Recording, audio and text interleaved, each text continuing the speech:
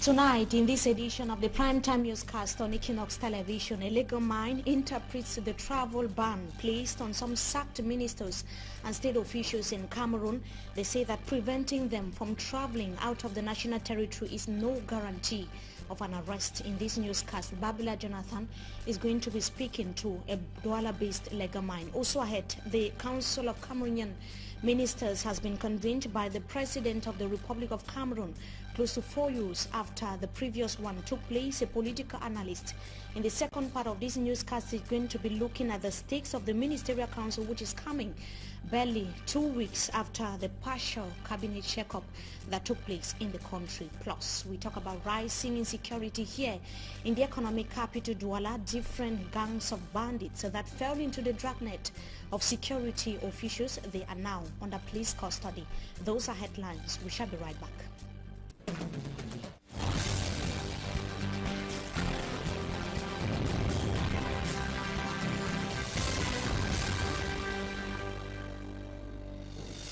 Good evening to you, ladies and gentlemen. You're watching the 6 p.m. primetime newscast on Equinox Television.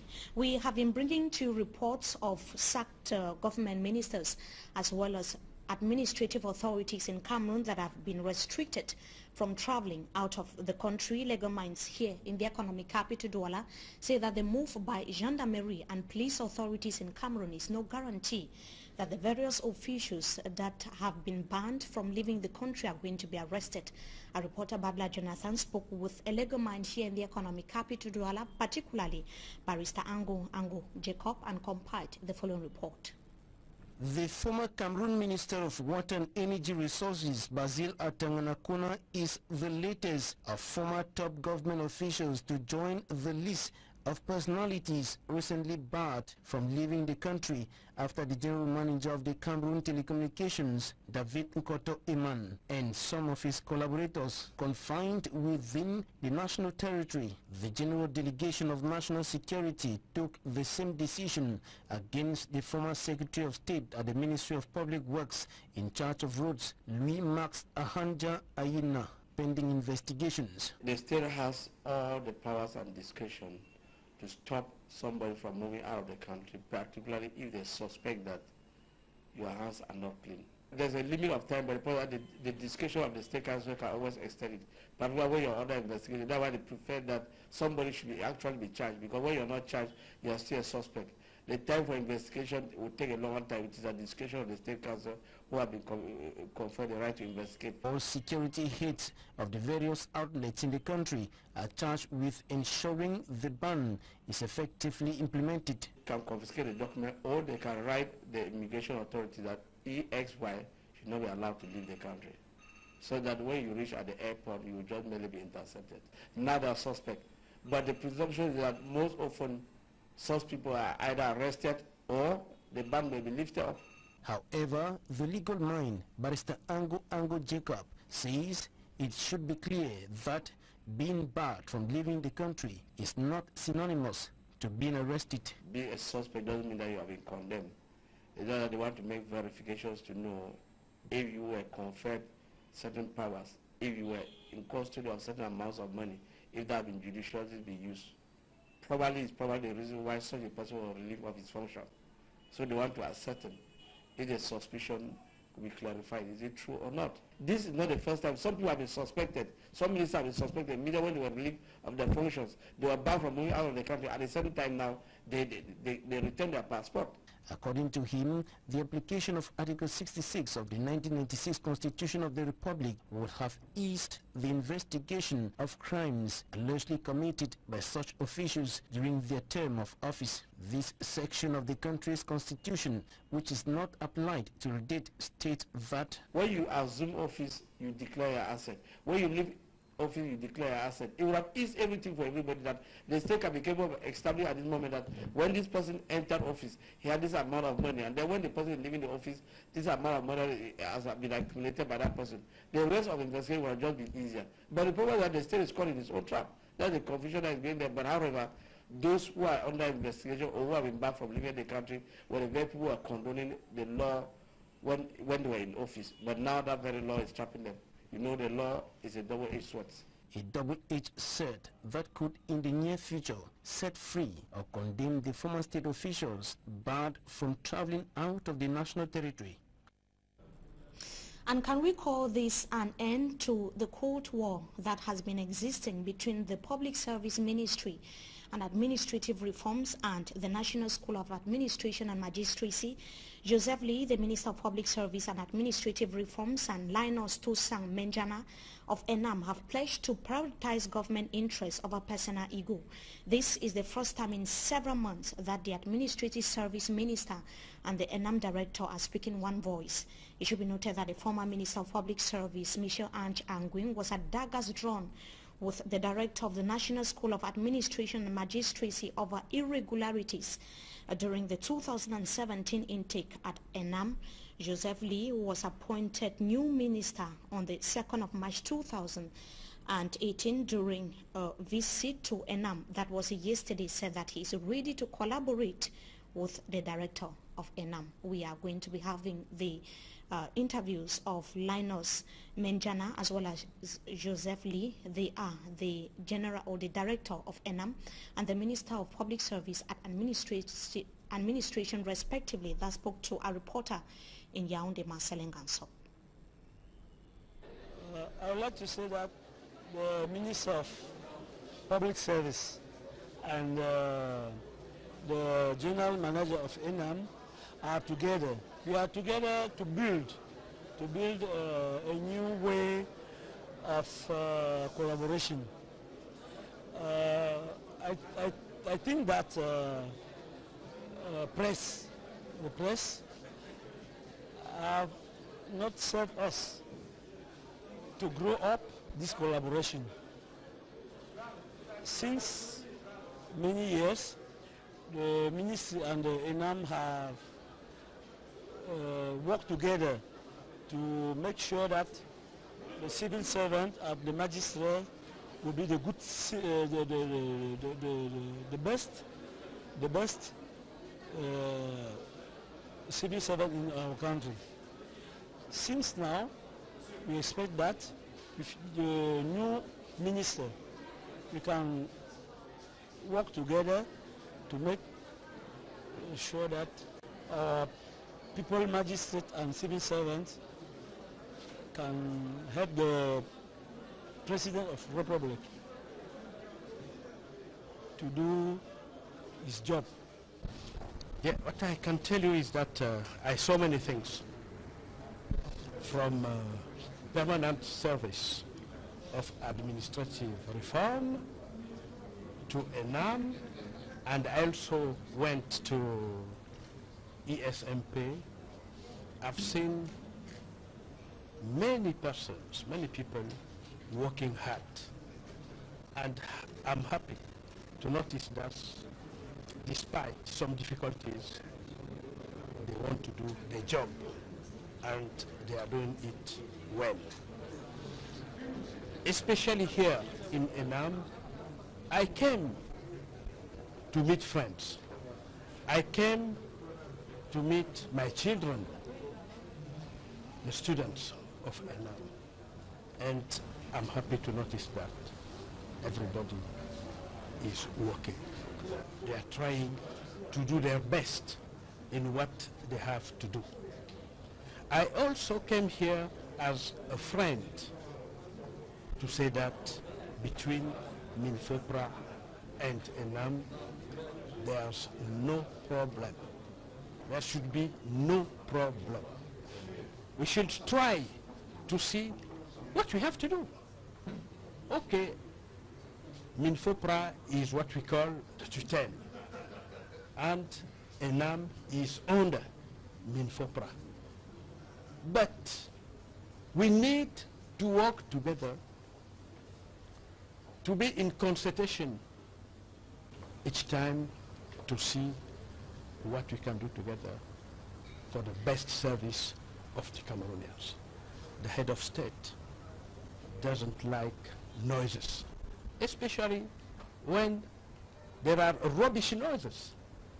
We need to work together so that everything should go smoothly and we can attain our goals.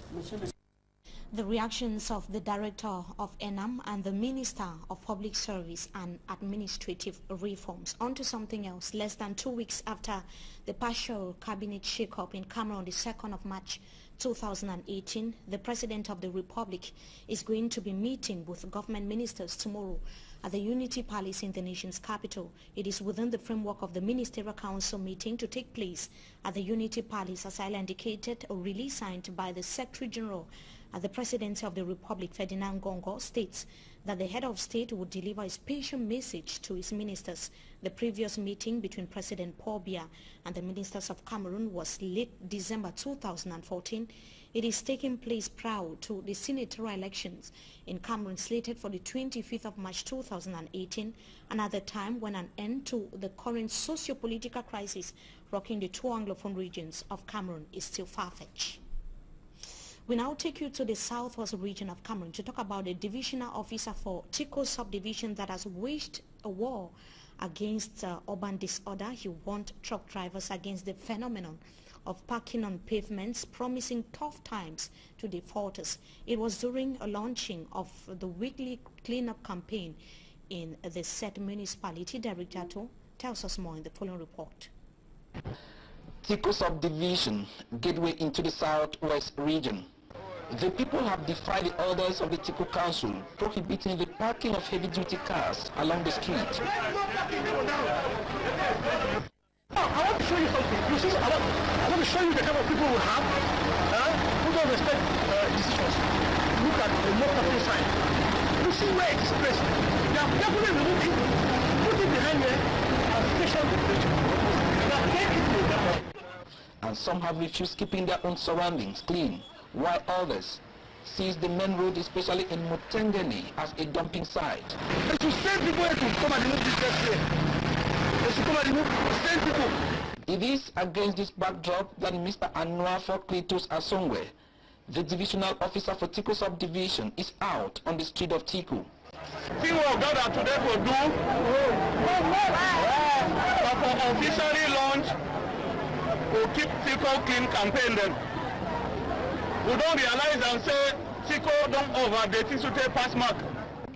He says his subdivision is the picture of the southwest region. We there for entrance for region. One man they come for southwest, he just pass Mungo Bridge. He know say they were southwest. He they expect we see all time it clean to take. But if you are unfortunate, say when you enter Tiko, one of the first Anglophone town, you will get that bad impression. Launching a weekly clean-up campaign, the divisional officer went to work himself cleaning the town and promised sanctions to those who will fail to respect this new sanitation measure. And for those who do not take part in these activities, they will certainly be sanctioned. The Tiko Council has a delegation to sanction those who do not take part in such activities. And shop owners who were absent at the launch and also left their business premises untidy had their shops sealed. Every Monday, now in Tiko subdivision, has been set aside as a clean-up campaign day. We are just few days to the second delegation, the visit of the second delegation of the CAF inspection mission to Cameroon, but roads linking some sporting facilities here in the economic capital Douala are still in very deplorable state. Access to the general hospital here in the city is still problematic, especially to local inhabitants that are accusing the government of Cameroon of neglect. Innocent Aze tells us more. Management of the Douala General Hospital has guaranteed to government the infrastructure will be refurnished to accommodate visitors of the 2019 AFCON to be hosted by Cameroon in case of injury. But the roads leading to the medical center few days ahead of the visit of the second CAF fact-finding mission to Cameroon are still broken and rugged. Craters are uncountable.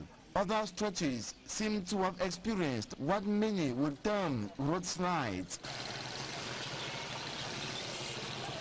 This is an original reflection of most road stretches in Douala 5 municipality. Users are even ashamed driving on the roads.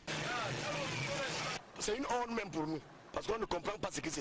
This taxi driver says he is not sure Cameroon will be able to host the 2019 AFCON as speeches are made but nothing done.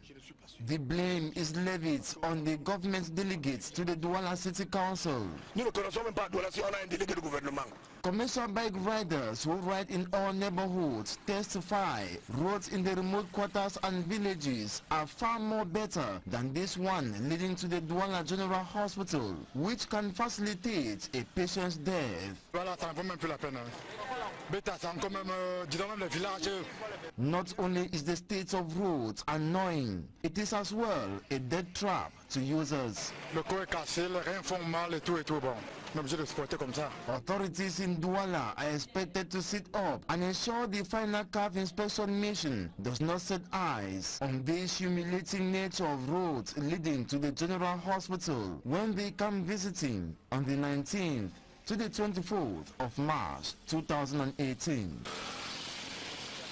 And still ahead of the 2019 African Cup of Nations game to be hosted by Cameroon, drainage canals are being enlarged in major areas in Yaoundé, usually hit by floods in the wake of a rainy season or in the wake of every heavy downpour.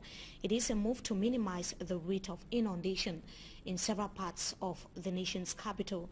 Wastes are also being extracted from streams as a remedy to the recurrent floods in the town of Yaoundé. Innocent Aze once again has the details.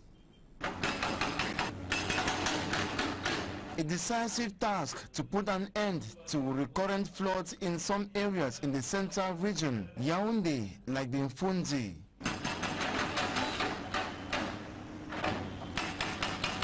It needs to enlarge drainage channels, which have been bringing nightmares to the population. Overland flow is predominant because the drainage channels are usually blocked by non-biodegradable materials and other garbage products. It is believed this enlargement of drainage channels and extraction of waste materials will relieve pedestrians as well as drivers whose vehicles automatically become boats when it rains heavily. Other areas like Akropole already witnessed the construction of drainage channels. Plastic papers hanging on walls of the drainage channels simply recall a visitor. This is the level water attains during heavy downpours. And we now talk about rising insecurity here in the economic capital, Douala. Before we take you to the second part of this newscast, at least two gangs of close to a dozen suspected hoodlums are now under custody here in the economic capital, Douala, over vehicle and computer theft in an operation led by the Lieutenant Colonel Vundi Emane of the Territorial Gendarmerie Brigade here in the economic capital, Douala, and also led by the Legion Commander, that is Abina Ahanda. The first gang of the 3 individuals who were arrested a few days ago, they were presented to media men and women here in the economic capital, Douala. Another gang of close to 10 were also caught in the economic capital, Douala, with laptops, stolen items as well. They have been terrorizing local inhabitants in several parts of the economic capital, Douala. They are due to appear in court in the coming days. And that brings us to the end of this first segment of the news. Up next is Talking Point. We shall be right back.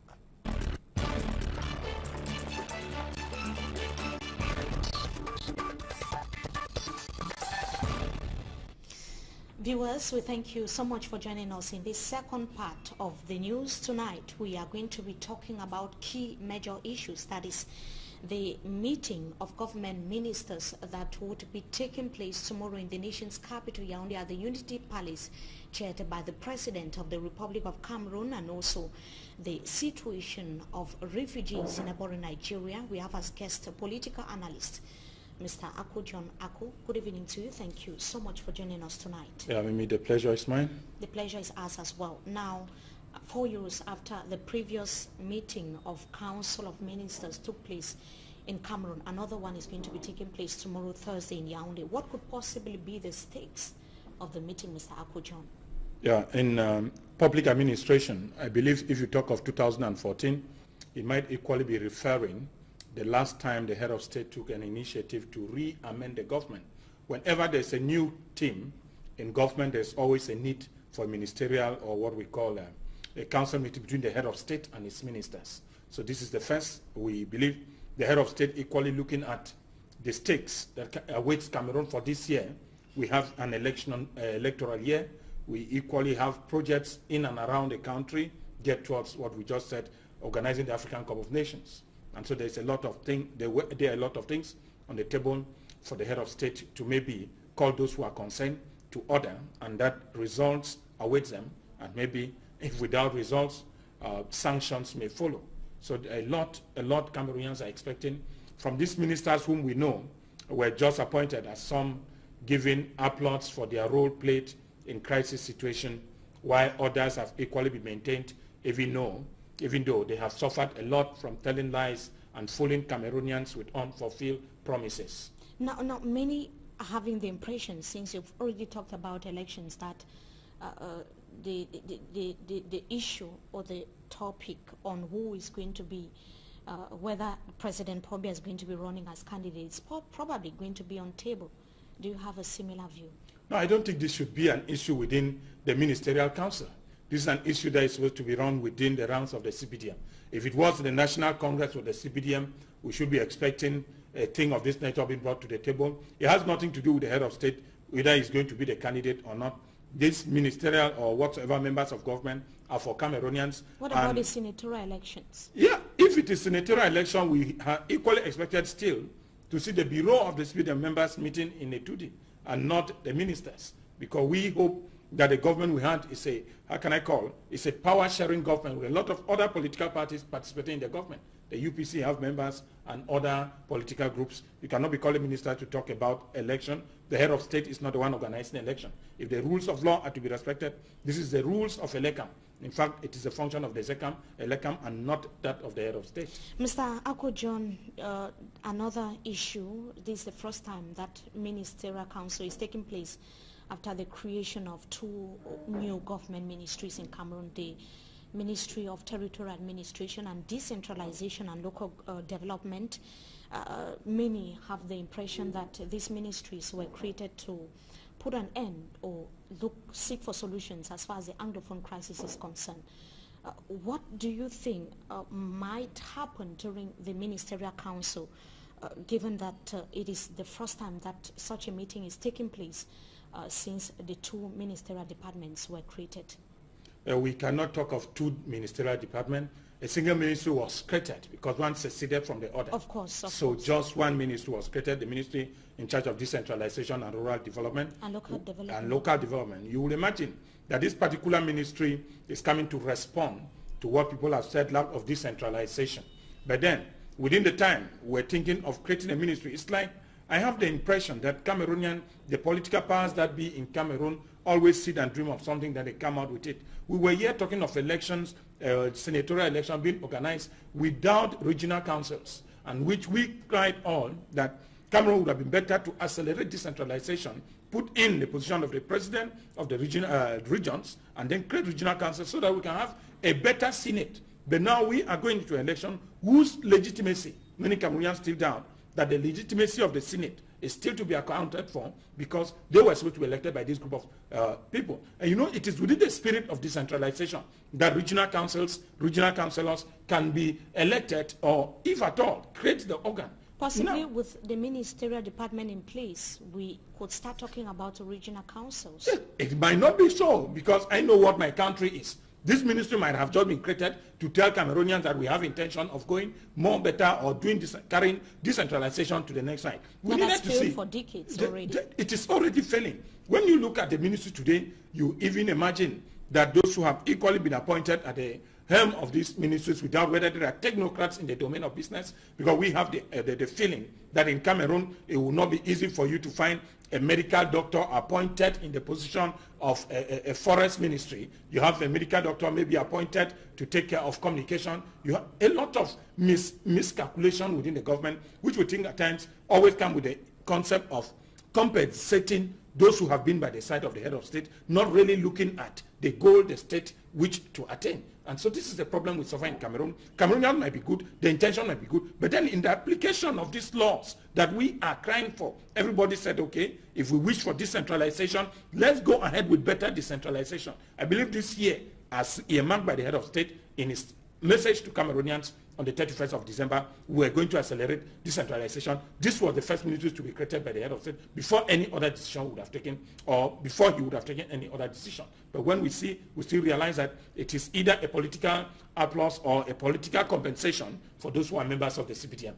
Now, talking about the ministry, talking about ministers, we are having a series of travel ban placed on some of the sacked ministers in Cameroon.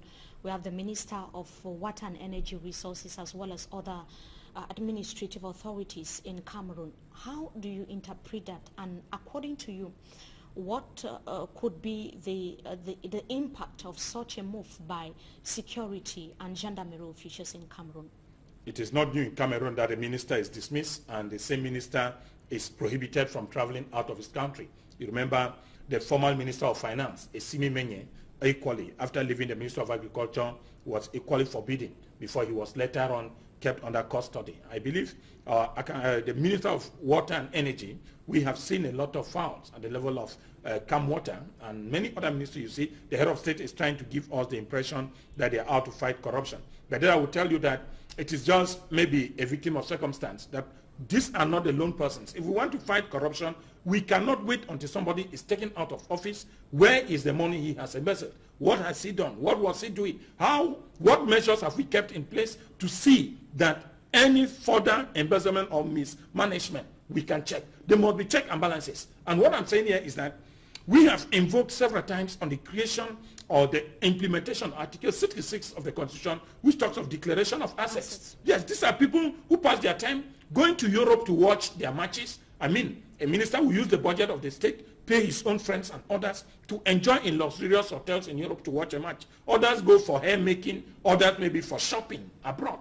We haven't had any institution that check on the expenditure of ministers. I'm here with you to tell you that some time ago, the new French president and his prime minister were questioned for taking a business flight. And we don't have these mechanisms that I call management outlets to tell us that a particular minister is mismanaging funds. Whereas we have institutions charged with auditing as well as controlling corruption practices in ministries in Cameroon. Yes, when we talk of auditing, it means the person has used the funds already.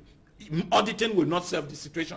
There's a regular principle in public governance we talk of prevention is better than cure. So it is better first to prevent mismanagement rather than going to check whether he has mismanaged. Because when we see, we will start, if we have to create a commission for the declaration of assets, we'll start with the head of state. How many Cameroonians know the salary of their ministers? Who even knows how much the head of state has earned as a salary this year and how much he might earn next year? Where are his accounts and all the like? This is what we mean. This is the role of the commission. So that if somebody is appointed a minister and he had a car before being appointed a minister, the children were all schooling in Yaoundé or Cameroon.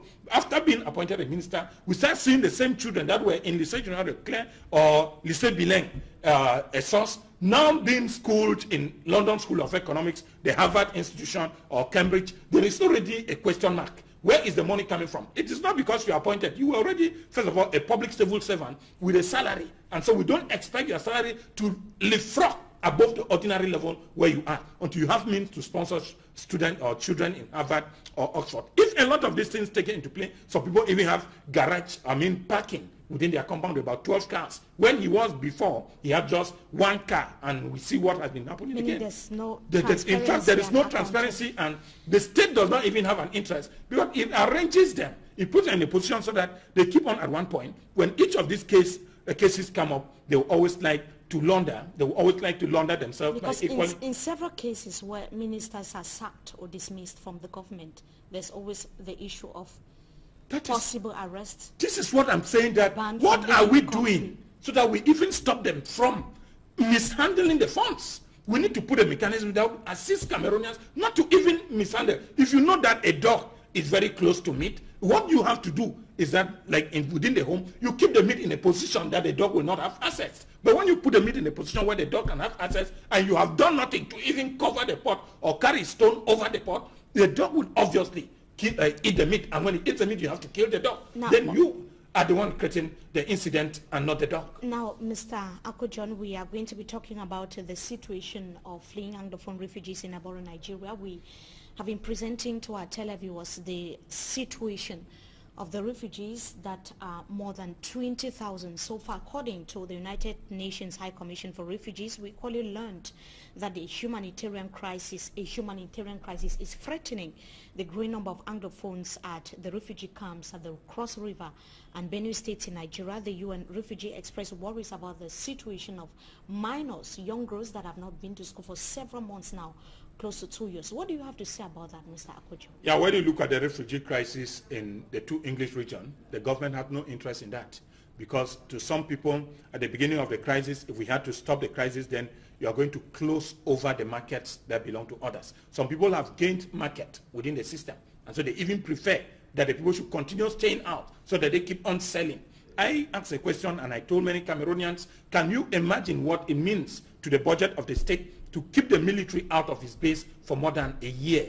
Who are those sponsoring this budget? Where is this amount of money coming from? And who are those managing and using the funds? We have just created a situation, and I would still insist that many, those who are in top management position, don't even wish these refugees to come back.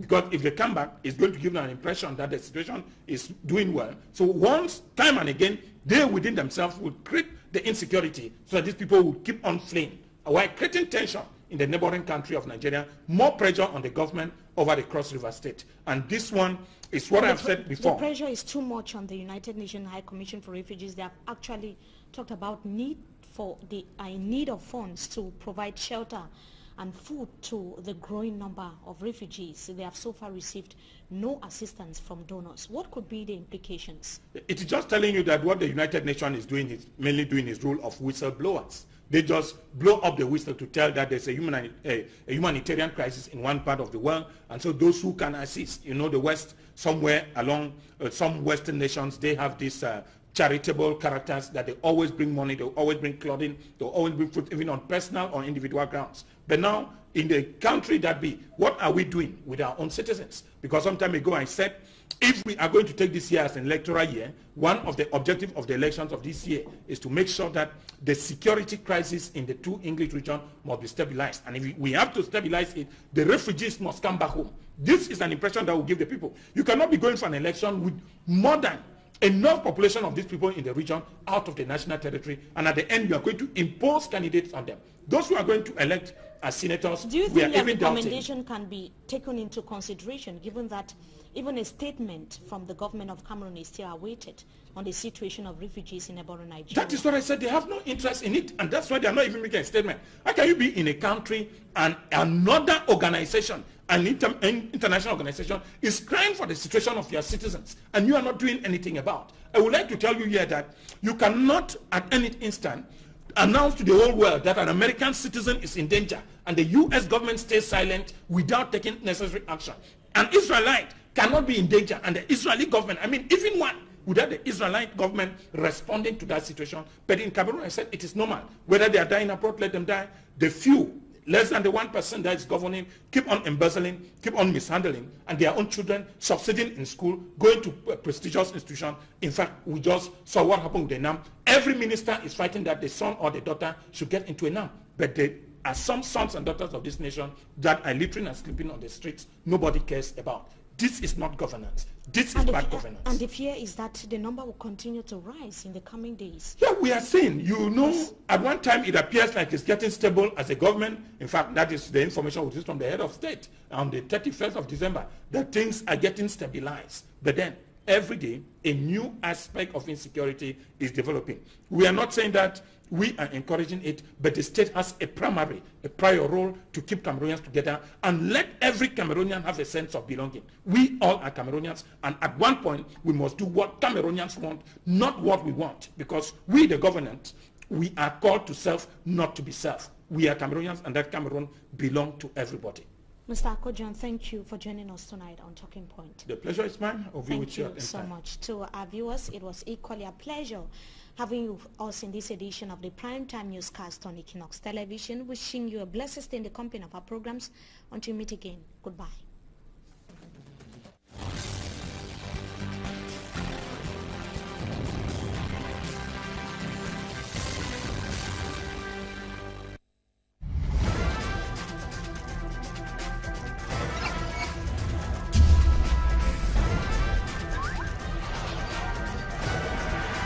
Equinox